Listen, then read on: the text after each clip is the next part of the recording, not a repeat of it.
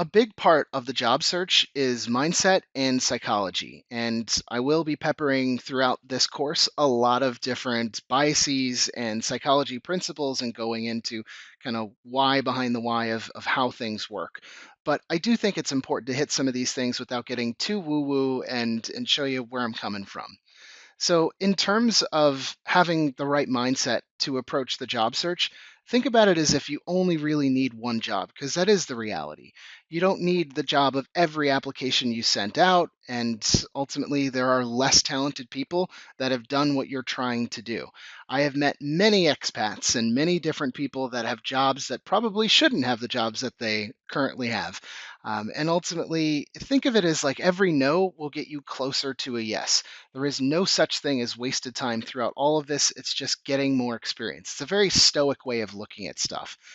The only way that you lose at this is if you stop and you give up completely. We just need to continue with momentum and continue to execute across all the different things that I'm showing throughout this course. So, one of the first psychology principles that I'll go into is the false consensus effect. It's our tendency to overestimate the extent in which others share our opinions, values, and experiences. I see this often whether I'm on the side of interviewing somebody or I'm interviewing for a role. The reality is, not everybody knows what we've been through or the work that we've done or the projects that we've executed against, and certainly not the hiring manager who just met us and maybe doesn't look at us as anything other than a line on a spreadsheet.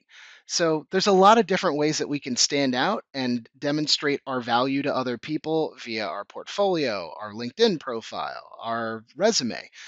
That comes later, and I just wanted to demonstrate this false consensus effect in an experiment that's actually quite famous. So, the curse of knowledge is, as AI put it here, curse of no sledge. It was this really cool experiment where you had two parties or two people in a room. One person was tapping out a song and another person was listening. And the tappers were basically asked to predict what is the likelihood of the person guessing this famous song. So I'm going to tap out the song and see if you can guess what I'm tapping, but in this case I'm clapping.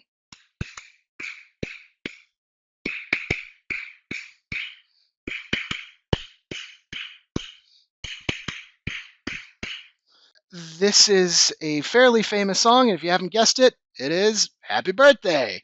The reality was that most of the tappers expected 50% of the people to guess the song correctly, and in actuality, only 2.5% of people guessed correctly. The reality of your job search is that they are not going to know all of the wonderful and incredible things that you've done and can do, and we have to spell that out for people in a very clear way.